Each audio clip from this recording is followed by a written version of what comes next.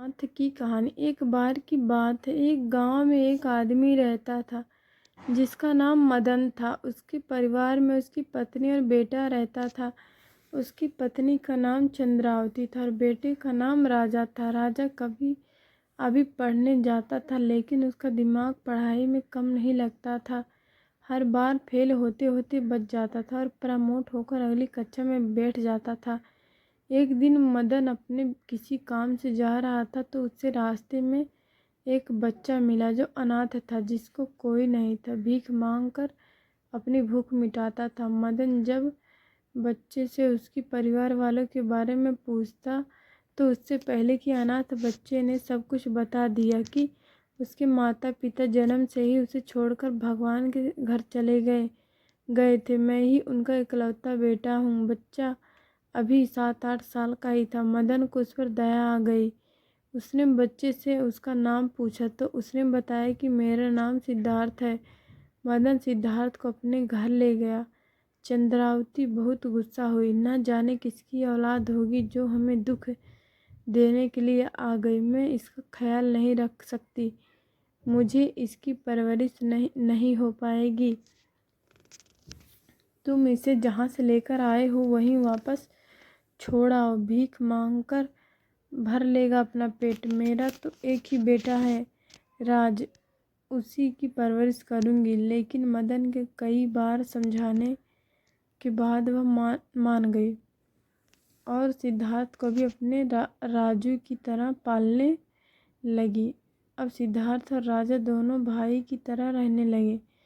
सिद्धार्थ को नया जीवन मिल गया था। अब वह बहुत खुश था। मदन जैसा पिता, चंद्रावती जैसी माता और राजा जैसा भाई मिल गया था। लेकिन कभी कभी अपने माता पिता की याद में रोने लगता था। अब वह भी राजा के साथ ही स्कूल जाने लगा था। सिद्धार्थ काफ़ी मन लगाकर अपनी पढ़ाई करता था और क्लास में सबसे फर्स्ट आने लगा था और राजा फेल होने की कगार पर था। सिद्धार्थ उसकी बहुत मदद करता था, लेकिन वह ध्यान ही नहीं देता था और हर बार कम नंबर आते थे। सिद्धार्थ बहुत अच्छे नंबर लाता था। ये सभी उसे ही पसंद करते थे। राजा को कोई भी पसंद नहीं करता था। अब दोनों की 10वीं बोर्ड परीक्षा साथ ही थी, तो दोनों साथ ही परीक्षा देने गए थे।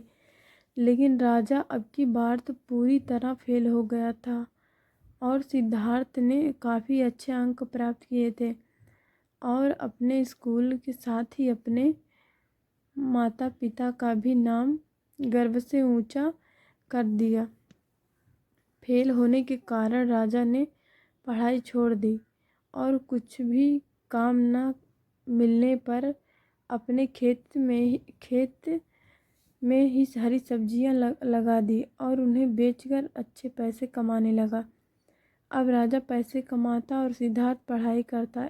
ये बात राजा को अच्छी नहीं लगती थी। राजा सिद्धार्थ को भी अपने साथ काम पर लगाना चाहता था, लेकिन सिद्धार्थ अपनी पढ़ाई नहीं छोड़ी।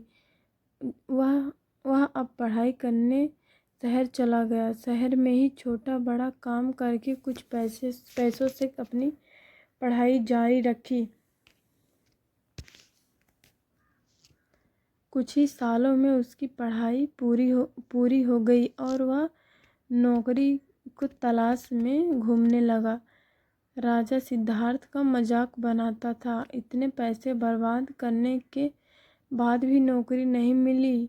इससे अच्छा तो होता कि मेरे साथ काम करता तो कुछ पैसे तो कमाता। सिद्धार्थ ने एक दिन शहर की सबसे बड़ी कंपनी में इंटरव्यू दिया और उसे कंपनी में एक बड़ा पद मिल गया और वह अब राजा से कई गुना ज़्यादा पैसे कमाकर अपने माता पिता को देने लगा। एक बार राजा की हरी सब्जियों को कई प्रकार की बीमारियां हो गई और उसकी सारी सब्जियां नष्ट हो गई। अब उसके पास रोने के अलावा कुछ भी नहीं था। तो फिर सिद्धार्थ ने ही उसे अपनी कंपनी में काम दिलवाया। अब दोनों साथ ही कंपनी जाते और वहाँ काम करने लगे। राजा का घमंड टूट गया। मदन के कारण ही सिद्धार्थ का जीवन सिद्ध हुआ और सिद्धार्थ के ही कारण मदन का नाम गर्व से ऊंचा हुआ। अब उसका परिवार खुशी खुशी रहने लगा। मदन को सिद्धार्थ पर काफ़ी गर्व होने लगा, क्योंकि आज उसकी वजह से समाज में मदन का नाम चमकने लगा। मदन के खुद का बेटा राजू कुछ नहीं कर पाया और मदन ने दोनों में अपनी संपत्ति का आधा आधा बंटवारा कर दिया।